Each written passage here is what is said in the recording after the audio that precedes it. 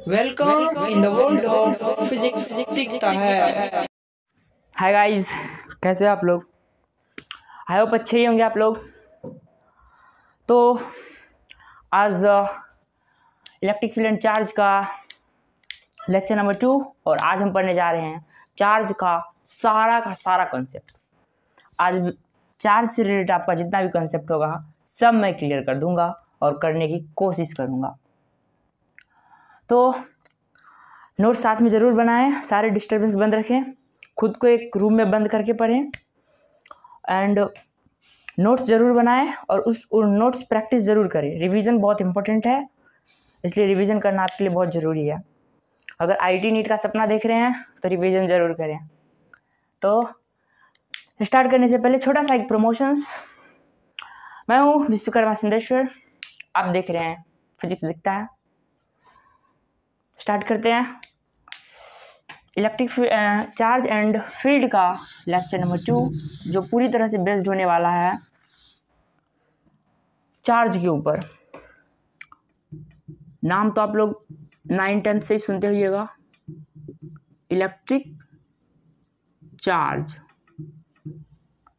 9-10 से इसका नाम चार्ज के बारे में सबको जानते हैं। क्या होता है सबसे पहले तो इसका थोड़ा हिस्ट्री देखते हैं, फिर जानते हैं सब क्या होता है। हिस्ट्री इसका देखते हैं, चार्ज का हिस्ट्री। कैसे दुनिया के लोग चार्ज के बारे में जाने, कैसे ये पता चला कि चार्ज नाम का भी कोई चीज़ दुनिया में एग्जिस्ट करता है। तो आपके एनसीईआरटी में ऐसा लिखा हुआ है 600 BC यानी ईसा से 600 वर्ष पूर्व ग्रीक मैथोलॉजी में एक फिलोसोफर थे, उसका नाम था थेल्स। ये थेल्स साहब क्या किए थे, एक छोटा सा एक्सपेरिमेंट किए थे इन्होंने। क्या एक्सपेरिमेंट किया इन्होंने? एक एम्बर लिया, एम्बर, और दूसरा उन्होंने क्या लिया था,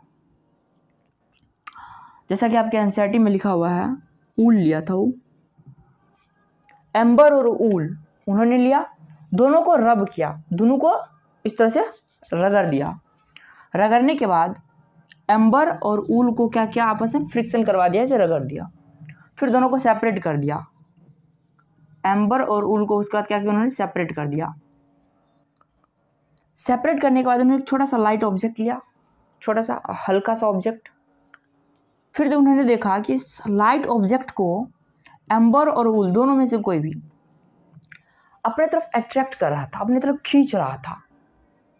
जैसे ही एम्बर और ऊल इस लाइट ऑब्जेक्ट को अपनी तरफ खींचा, थेल्स बोले कुछ तो यहाँ गड़बड़ है, ऐसे कैसे कोई किसी को खींच सकता है। यहीं से थोड़ा सा आइडिया आया कि चार्ज भी कोई चीज़ है, लेकिन ये नहीं, उसका नाम उस समय चार्ज था ये नहीं था पता, ये बाद में जाकर उसका नाम चार्ज दिया गया, मैं आगे बता रहा हूँ। लेकिन ये पता चला कि इस तरह की चीज़ भी है, लेकिन कोई मतलब एक तरह से कह सकते हैं कि प्रूफ नहीं था। समय बीतता गया, बहुत सारे एक्सपेरिमेंट होता गया। एक एक्सपेरिमेंट ये भी दिया हुआ है, प्लास्टिक रोड, आपके एनसीईआरटी में दिया हुआ है प्लास्टिक रोड। और दूसरा उन्होंने लिया था, एक प्लास्टिक रोड लिया और दूसरा उन्होंने लिया था, उन्होंने मतलब आपके एनसीईआरटी में लिया गया है प्लास्टिक रोड, दूसरा लिया है सिल्क का कपड़ा, सिल्क क्लॉथ लिया, और दोनों को क्या किया है, रब करवा, मतलब रगड़ दिया है दोनों को। जैसे देखिए आपका हो गया प्लास्टिक रोड, ये हो गया आपका सिल्क का कपड़ा, दिस इज प्लास्टिक रोड, ये है आपका सिल्क कपड़ा, सिल्क क्लॉथ्स। जब दोनों को रगड़ा, बाद में दोनों को सेपरेट कर दिया, ठीक। इसी तरह का एक्सपेरिमेंट, इसको मैं मिटा रहा हूँ। इसी तरह से जैसे हुआ, एक और प्लास्टिक रोड, एक और कपड़ा लिया गया, उस दोनों को भी इसी तरह से रब कर दिया गया, फिर दोनों को सेपरेट कर दिया गया, अलग अलग कर दिया गया। अब उन्होंने देखा, मतलब एक्सपेरिमेंट के बाद ऑब्जर्वेशन किया गया कि ये जो प्लास्टिक रोड था जो रगड़ने के बाद सेपरेट किया गया है, ये दोनों आपस में एक दूसरे को रिपेल कर रहा था। बोला ये कैसे हो सकता है, रिपेल कर रहा है। एक्चुअली हुआ था क्या, हुआ ये था, जैसे ही मैंने प्लास्टिक रोड को सिल्क क्लॉथ से रगड़ा तो इन्होंने प्लास्टिक रोड पे प्लस चार्ज आ गया था और सिल्क पे निगेटिव चार्ज आ गया था। एक्चुअली हुआ ये हुआ था इस एक्सपेरिमेंट में। फिर सेकेंड को भी ऐसे ही किए थे, अलग अलग फिर कर दिए, फिर plus minus minus minus minus minus हो गया। आप देखिए जब दोनों रोड को उठाकर रोड नंबर 1 और रोड नंबर 2 1 2, अब दोनों पर कौन सा चार्ज है, positive positive positive positive positive positive. अब देखिए पॉजिटिव पॉजिटिव हमेशा बचपन से आप पढ़ते आ रहे हैं, क्या करते हैं आपस में, रिपेल करता है, repel, positive positive repel, negative negative repel, positive negative attract करता है। एक्चुअली ऐसा हुआ था उस समय, रिपेल कर गया था पॉजिटिव पॉजिटिव चार्ज, जैसे ही रोड ऐसे नजदीक लाया ऐसे रिपेल कर भाग गया। ऐसे सिल्क को भी आप नजदीक लाए तो भी रिपेल कर जाता। एक्चुअली हुआ यूँ था, लेकिन अभी भी लोग उतना ज़्यादा चार्ज के बारे में नहीं जानते थे। नाम भी उस समय पॉजिटिव नेगेटिव पता नहीं था, वो तो बाद में बताया गया था। इतना लिखे, फिर मैं इसे मिटा रहा हूँ। फिर थोड़ा सा हिस्ट्री है वो भी मैं ख़त्म करके फिर टॉपिक पे चलते। ये आपके लिए इंपॉर्टेंट नहीं है, बस थोड़ा सा नॉलेज के लिए दे रहे हैं। मिटा दे, 1 2 3 4।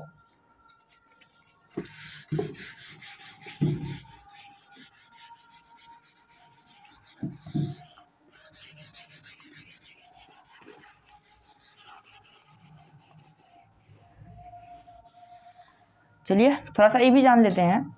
इसी पे एक्सपेरिमेंट करते करते एक अमेरिकन साइंटिस्ट थे, आप लोग जानते हैं, 9th-10th में भी इनका नाम आप लोग सुने रहिएगा, बेंजामिन फ्रैंकलिन।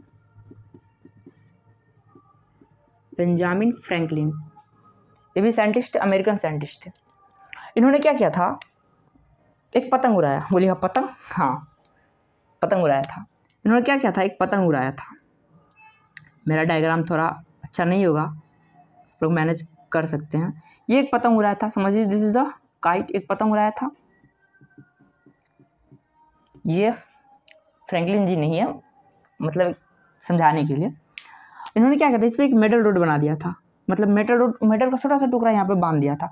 और पतंग तब उड़ाया था जब बारिश का समय था, पतंग उड़ाया। और इस पतंग के डोर पे, यहाँ पे जो धागा, इस पर की चाबी डाल दिया था, यहाँ पे एक की डाल दिया था, चाबी लटका दिया था। और ये पतंग उड़ा रहे थे। उड़ाते उड़ाते क्या हुआ ना, जैसे ही अच्छा बारिश का टाइम है तो बादल ऐसे आपस में टकराएगा। टकराने के बाद थंडरिंग होता है, ठंडका जिसे बोलते हैं। ऐसे यहाँ इस पे आके गिरा। फिर यहाँ से चूँकि ये जो रस्सी था वो पूरा भींगा हुआ था धागा, तो भींगा हुआ चीज़ पे से करंट फास्ट करता है। फिर जैसे इस पे करंट गिरा, इस पतंग से होते हुए इस धागे से होते हुए, चूँकि यहाँ मेटल रोड था जो फ्रैंकलिन जी के हाथ में था, जैसे ही इनको करंट हाथ में लगा, मतलब चाबी हाथ में पकड़े थे, करंट आया चाबी के द्वारा इसके बॉडी में जैसे प्रवेश किया, संयोग से ये तो मर गए, ये वहाँ पे डेथ हो गया इनका। लेकिन इन्होंने दुनिया को बहुत चीज़ दे के चले गए। यहीं से charge, electric fields, current, electricity, chapter सब चीज़ यहीं से बना था।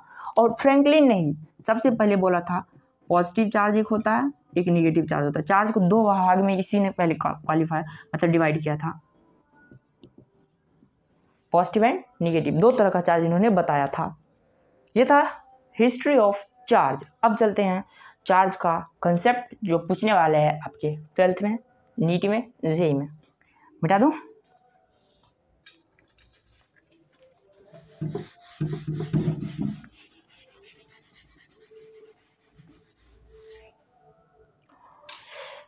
चलिए अब यहाँ से कंसेप्ट हो जाइए पूरी तरह से, क्योंकि यहाँ से अब आपके लिए और आपका जो फ्यूचर में जिसका ज़रूरत होगा इस चैप्टर का, वो चीज़ मैं पढ़ाने जा रहा हूँ। चलिए स्टार्ट करते हैं। पूरी तरह से लॉक हो जाइए, नोट्स बनाना स्टार्ट कर दीजिए, अकेले रहिए, अकेला रहना सीख लें। चार्ज क्या होता है? चार्ज बड़ा अजीब नाम है, चार्ज। हिंदी नाम मुझे इसका पता नहीं है, चार्ज का क्या होता है। चार्ज क्या होता है? सुनते रहिएगा अक्सर charge charge charge. What is charge? Charge होता क्या है? देखिए, जैसे ही इस दुनिया में किसी बच्चे का जन्म होता है तो उसके अंदर कुछ भगवान का दिया हुआ गुण आ जाता है। जैसे वो सांस लेने लगता है, सबसे बेसिक गुण उसके अंदर वही आता है, सांस लेने लगता है। इसी तरह से जब कोई वस्तु दुनिया में बनता है तो उसके अंदर एक गुण आ जाता है, अपने आप गुण आ जाता है, भगवान का दिया हुआ एक गुण है। उस गुण का नाम है चार्ज। जैसे बच्चे की दुनिया में आते ही सांस लेने का गुण आ जाता है, वस्तु की दुनिया में आते ही उसके अंदर चार्ज वाला गुण आ जाता है। मतलब ये एक इंट्रिंसिक प्रॉपर्टी होता है, इनबॉर्न, बाय बॉर्न, जन्म से ही रहने वाला ऐसा प्रॉपर्टीज है चार्ज किसी भी बॉडी का। तो हम क्या लिख सकते हैं चार्ज के बारे में? It is an intrinsic property, intrinsic property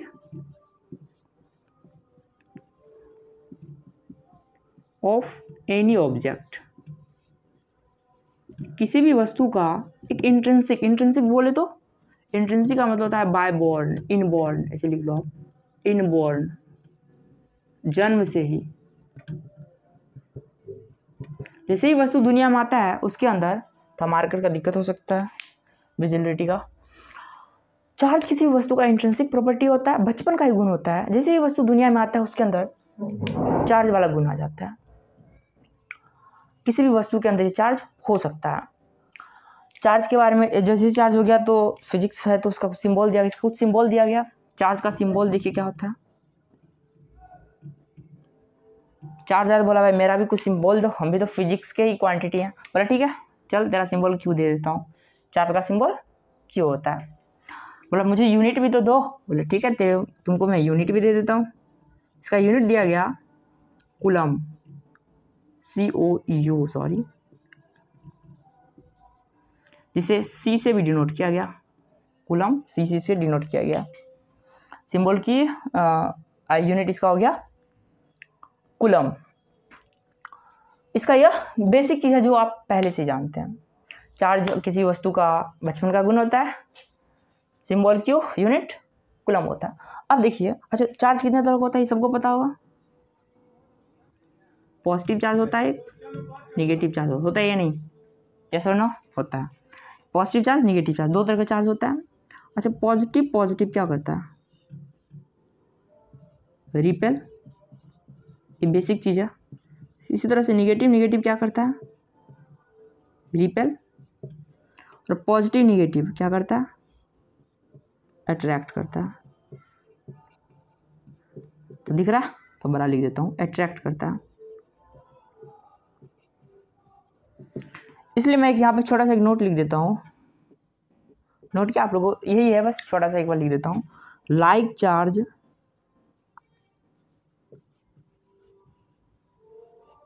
repel each other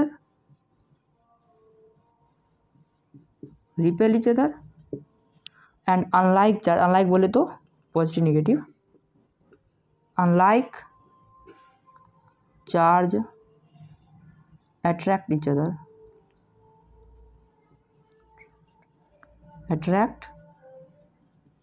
other, मैं यहाँ पे पहले मार्कर में थोड़ा इंक भर लेता हूँ, फिर मैं फर्दर आगे बताऊंगा। तब तक मैं थोड़ा देर के लिए वीडियो पॉज कर देता हूँ। चलिए, तो ये हो गया होगा। लाइक चार्ज रिपेल कर रहा था, अनलाइक चार्ज अट्रैक्ट कर रहा था। ठीक है, चार्ज एक स्केलर क्वांटिटी है, पता है सबको, ये तो सबको पता होगा। Charge is a scalar quantity. 11th में पढ़े हैं क्या, स्केलर वेक्टर क्या है भैया 11th। चलिए कोई बात नहीं, थोड़ा बहुत वेक्टर का जरूरत पड़ेगा, लेकिन इतना जरूरत पड़ेगा कि मैं बता दूंगा। मिटा दूं। अब देखिए, चार्ज के बारे में कुछ इंटरेस्टिंग फैक्ट जानते हैं। मतलब ऐसा फैक्ट जो मतलब आपको मेरे ख्याल से आना चाहिए। मतलब कुछ इंटरेस्टिंग थिंग्स चार्ज के बारे में, some interesting thing.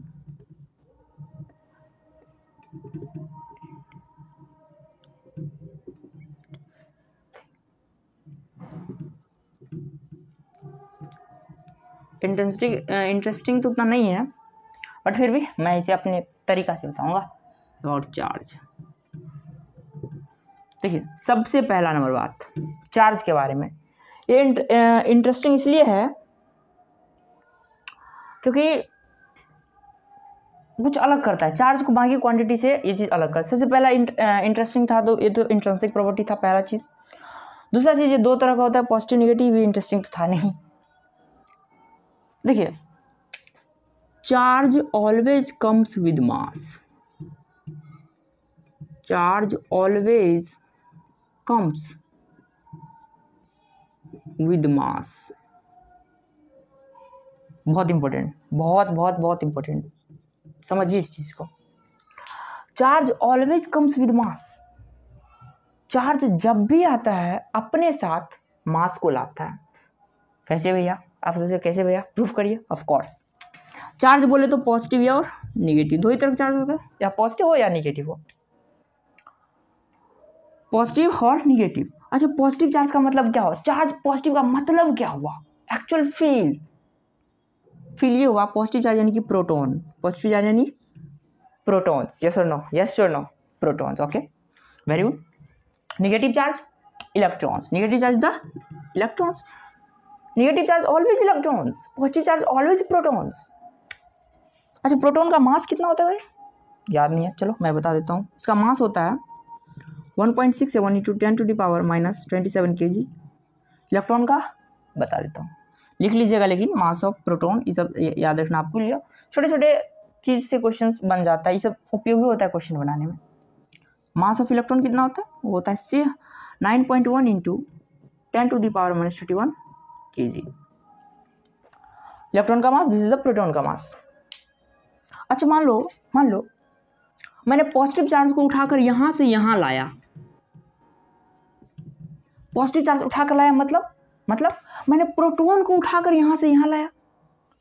Positive charge को मैंने उठाकर यहां से यहां लाया, मतलब मैंने प्रोटॉन को उठाकर यहां से यहां लाया। प्रोटॉन को उठाकर मैंने यहां से यहां लाया, मतलब क्या?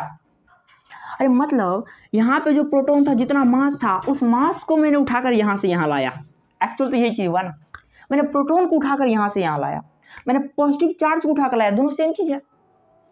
बोलो आप पॉजिटिव चार्ज को उठाकर कहीं ले गए या प्रोटॉन को? अच्छा, प्रोटॉन जहां जाएगा उसका तो मास होता है, मास तो जाएगा ही जाएगा। सिमिलरली अगर मान लो निगेटिव चार्ज को अगर हम यहाँ से उठा के यहाँ लाते हैं, ठीक, यहाँ से उठाकर हम यहाँ लाते हैं, तो निगेटिव चार्ज मतलब इलेक्ट्रॉन्स, मतलब आप इलेक्ट्रॉन को उठाकर यहाँ से यहाँ ले गए, इलेक्ट्रॉन्स को उठाकर यहाँ से यहाँ ले गए, मतलब आपने इलेक्ट्रॉन के पूरे मास सहित उठाकर यहाँ से यहाँ ले गए।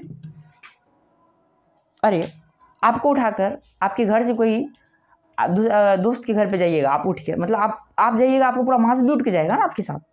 ऐसे ही है, इलेक्ट्रॉन को मान लो मैंने ये ए से उठा के बी तक ले गया, ए के पास जो मास था इलेक्ट्रॉन का, वही मास उठाकर हम यहाँ पे ले गए हैं, मतलब निगेटिव चार्ज गया, मतलब इलेक्ट्रॉन गया, मतलब इलेक्ट्रॉन का मास भी वहाँ गया। इसलिए मैंने कहा चार्ज जब भी आता है अपने साथ मास को लाता है। याद रख लो, चार्ज जब भी आता है अपने साथ मास को लाता है, चार्ज जब भी आता है अपने साथ मास को लाता है।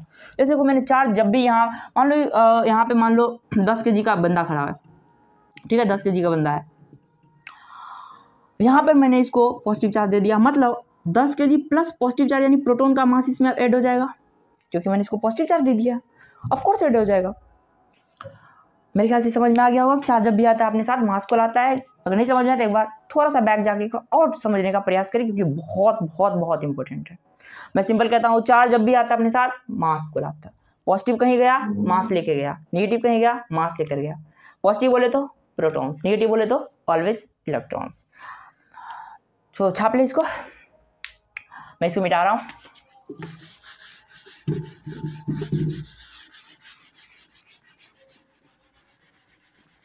पहला इंटरेस्टिंग फैक्ट था, दूसरा देखिए क्या है।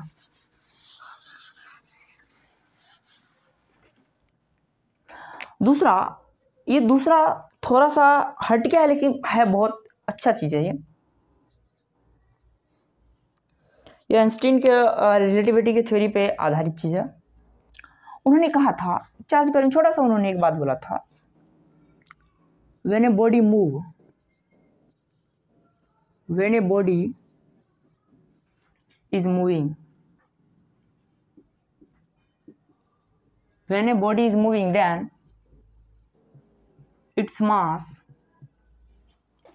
its mass increases,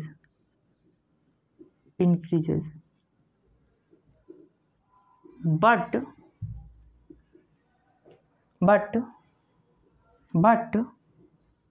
charge does not change। बहुत important, charge does not change.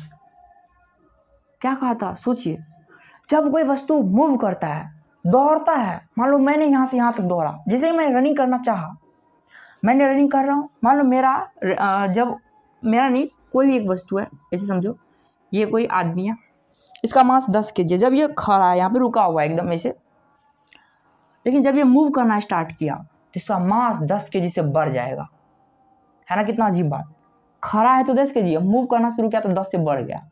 लेकिन इससे भी अजीब एक और चीज़ है, अभी मान लो इसके ऊपर 10 कूलम चार्ज है, मूव करेगा तो चार्ज इसका कोई फर्क नहीं पड़ता है, charge as it is 10 coulomb ही रहेगा। यही इन्होंने इसके माध्यम से कहा था कि जब कोई वस्तु मूव करता है तो उसका मास तो बढ़ जाता है, लेकिन उसके ऊपर जो चार्ज है वो चेंज नहीं करता है। इसके लिए उन्होंने एक फॉर्मूला दिया था, जिससे मतलब इन्होंने प्रूफ किया था इस बात को। फॉर्मूला क्या था, ये था m is equal to M note upon under root of 1 minus we square upon C square. ये देखिए, ये था इस छोटा सा फॉर्मूला। यहाँ पर कौन सा क्या चीज़ है मैं बता रहा हूँ। जहाँ पर ये आपका जो है m मूविंग मास, यानी मूव करता, जब वस्तु मूव करता है तब का मास है, ये मूव कर रहा है उस वक्त का मास, मूविंग मास मैं इसे कह रहा हूँ। एम नोट जो है आपका रेस्ट मास है, जब वस्तु रुका हुआ है तब का मास। v जो है स्पीड ऑफ बॉडी है, स्पीड ऑफ बॉडी, जितने स्पीड से बॉडी मूव कर रहा है, मान लो 10 मीटर पर सेकंड से मूव कर रहा है, 50 मीटर पर सेकंड से कर रहा है, जितना से भी कर रहा है वो स्पीड है। c सबको पता है स्पीड ऑफ लाइट होता है, कितना होता है नहीं पता, पता है c जो होता है वो होता है 3 into 10 to the power 8 metre per second, ये होता है c का वैल्यू।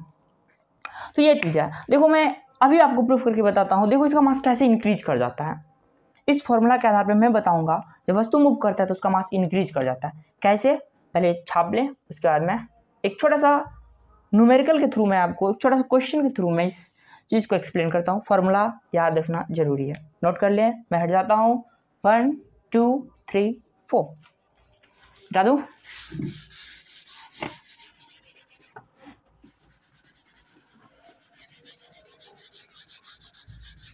नोट्स साथ में ज़रूर बनाएं, अगर नोट्स नहीं बना रहे हैं तो फिर देखने से कोई फ़ायदा नहीं होने वाला है, मत देखें। नोट्स बनाएं तब भी जाके देखें, क्योंकि ये आपके लिए बहुत इंपॉर्टेंट है। अपना ऐसे ही टाइम बर्बाद मत किया करें, क्योंकि आपके लिए टाइम बहुत इंपॉर्टेंट है, स्पेशली इस उम्र में। चलिए स्टार्ट करते हैं। क्या था, मैंने कहा था जब वस्तु मूव करता है तो उसका मास बढ़ जाता है। मैं इसको प्रूफ करके अभी बताता हूँ। लेट सपोज एक वस्तु है, आई डोंट नो क्या है वस्तु, मान लो कोई वस्तु क्या है कि इंसान को ही ले लो, ये कि इंसान है, थोड़ा इंसान अजीब होगा, ये कोई इंसान है। जब ये रुका हुआ है, वही लेता हूँ पीछे वाला 10 kg जिसका मास है, जब ये रुका हुआ है, ठीक है। अब मैं क्या करता हूँ, इस इंसान को दोहरा देता हूँ। क्या, हाँ दोहरा देता हूँ।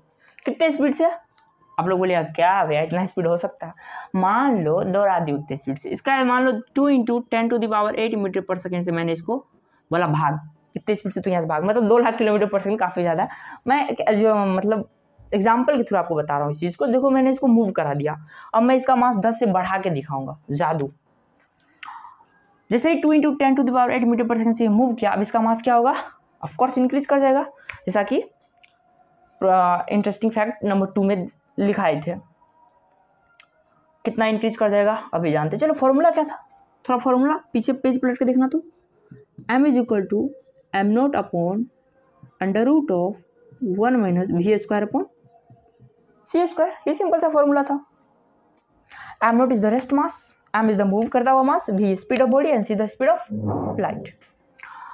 चलिए वैल्यू पुट करते हैं, एम जब वस्तु मूव कर रहा है उस वक्त का मास, हमें यही निकालना है, समझ रहे हैं ना, यही हमको निकालना है। m is equal to M nought, जब वस्तु रुका था उस वक्त का मास कितने था, जब वस्तु रुका है उस वक्त का मास कितना है, this is m nought and this is v।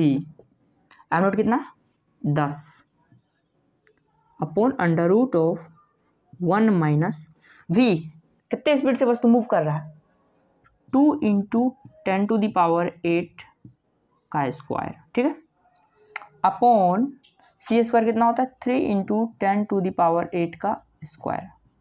Clear है यहाँ तक, कोई दिक्कत नहीं होना चाहिए। फिर मैं आगे बनाता हूँ, यहाँ पे लिखूँ 10 upon under root of 1 minus, इसको स्क्वायर है तो स्क्वायर कर दो, 2 दूना 4 हो जाएगा, और ये 8 है तो 8 दूना 16, तो इसके पावर 16, 8 दूना 16 हो जाएगा बाहर। सिमिलरली नीचे में हो जाएगा 3 तिया 9 गुना 10 के पावर 16, दिख रहा है। Under root of 1 minus 4 into 10 to the power 16 upon 9 into 10 to the power 16, 10 to the power 16, 10 to the power 16 मर गया, क्या बचेगा यहाँ पे मैं बना रहा हूँ, m इज इक्वल टू क्या है 10 upon under root of 1 minus 10 के पावर 16, 10 के पावर 16 मर गया, बचा 4/9, m is equal to 10 upon under root of, LCM लेने के बाद कितना होगा, 9 एलसीएम होगा, 9 माइनस 4, सुनो, फिर 10 अपॉन रूट अंडर 5/3, 9 का स्क्वायर रूट हो जाएगा 3 ऊपर भेज दो, 10 इंटू 3 अपॉन रूट 5, यानी कि 30 अपॉन रूट 5, इसको मैं लिख सकता हूँ 30 upon root 5 something, I don't know exactly, मुझे नहीं पता, निकालना पड़ेगा, लेकिन फिर भी मैं इसको 2 पॉइंट समथिंग काटने के बाद कितना होगा, कहीं ना कहीं 15 पॉइंट समथिंग, मतलब 15 के आसपास। जब वस्तु रुका था उस वक्त का मास कितना था, ओनली 10 kg, लेकिन जब वस्तु मूव करना शुरू किया तो उस वक्त का मास देखो 15 के आसपास जा रहा है, दिख रहा है ना आपको, 10 था, लेकिन जब वस्तु इतने स्पीड से मूव किया देखो इसका मास इंक्रीज कर गया, 15 के आसपास चला गया इसका मास। यही प्रॉपर्टीज उस सेकेंड नंबर पॉइंट से मैंने प्रूफ करके आपको दिखाया।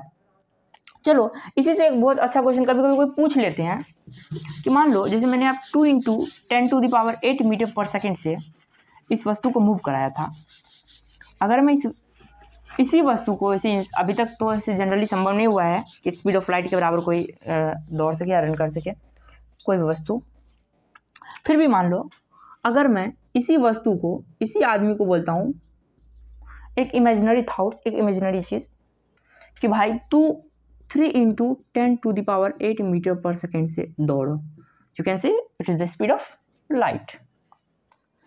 जब मैं स्पीड ऑफ लाइट से दौड़ा, जब आप स्पीड ऑफ लाइट से दौड़े तब आपका मास क्या होगा, ये क्वेश्चन बहुत बार कभी कभी आ जाता है, पूछ भी लेते हैं कोई, देखते हैं क्या होगा। इनफाइनाइट इसका मास हो जाएगा, पहले मैं आपको बताता हूँ, बहुत इतना मास की कोई काउंट ही नहीं कर सकता, इतना मास हो जाएगा। हाँ आपका मास, मेरा मास 50 से इनफाइनाइट, जब इतना स्पीड से आप मूव करना शुरू कर देंगे तो, जब संभव नहीं है अभी। देखते हैं कैसे इनफाइनाइट हो जाता है। फॉर्मूला क्या था, m is equal to m0 upon under root of 1 minus v square upon c square, formula यही था, ठीक है। m हमको ये निकालना था। अच्छा m0 कितना है, m0 कुछ भी मान लो, 10 kg था, पीछे वाला क्वेश्चन है, मान लो वही वस्तु है, वही आदमी है, ये v है, लेट सपोज आप m0 10 upon under root of 1 minus v कितना है 3, अच्छा इसको हम c भी तो बोल सकते हैं, स्पीड ऑफ लाइट ही है, c बोल दो इसको, यानी तो वैल्यू पुट कर दो 3 इंटू 10 टू द पावर 8 का स्क्वायर अपॉन ई कितना हो जाएगा, speed of light 3 into 10 to the power 8 का स्क्वायर, ये सर नो, ये पूरा कट जाएगा, स्क्वायर भी है इसलिए निकलने के बाद पूरा खत्म। अब फिर मेरा बचेगा 10 upon under root of 1 minus 1, कटेगा तो 1 बचेगा, यानी 10 अपॉन 0 और something upon 0 is equal to infinite होता है, बेसिक मैथमेटिक्स रूल है। देखो इनफाइनाइट इसका मास हो गया, तो छोटा सा भी लिख लीजिएगा, व्हेन ए बॉडी मूव्स लिखिएगा, when a body moves with speed of light, जब कोई वस्तु स्पीड ऑफ लाइट के बराबर मूव करता है, देन इट्स मास बिकम्स, क्या हो जाता है, इनफाइनाइट, यस, इसका मास इनफाइनाइट हो जाता है, जो मैंने आपको प्रूफ करके भी दिखा दिया। तो इसे आप पहले फटाफट नोट कर लें, मैं हट जाता हूँ, 4 तक गिनता हूँ, 1 2 3 4, मैं बिठा रहा हूँ, स्पीड हो गया था।